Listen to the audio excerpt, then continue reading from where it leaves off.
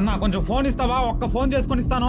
ఏమే నేను ఏమండి ఏమైందండి? నిన్నటి నుంచి ఫోన్ స్విచ్ ఆఫ్ వస్తుంది, ఏమైపోయారు? అది నేను మళ్ళీ చెప్తాలే కానీ ఒక్క 200 ఈ నంబర్ కొట్టే ఛార్జ్ పెట్టుకుని వచ్చేస్తాను. ఏమైందండి? నిన్న పార్టీ అని బయటకు వెళ్ళాగా బస్ స్టాండ్ కు వచ్చి టైడ్ అలా కూర్చున్నానే. ఎందుకో నాకు డౌట్ వచ్చి ఫోన్ డబ్బులు డ్రాయర్ జోబులో పెట్టుకుని అలా పడుకున్నానే. లేచి చూస్తే ఫోన్ డబ్బులు 2 కొట్టేశారు. కానీ డ్రాయర్ లో పెట్టుకుంటే ఎలా కొట్టేశారు? డ్రాయర్ తో కూడా కొట్టేశారే. థ్యాంక్స్ అన్నా. ఏమైందన్నా అలాగే నువ్వు టెన్షన్ లో ఉన్నావు? నీ ప్యాంట్ కొట్టేశారు, నా బండి గుద్దేశారు. ఏమైందన్నా? చెప్తాలే గానీ ముందు ఈ ప్యాంట్ వేసుకో, చూడలేక వస్తాను.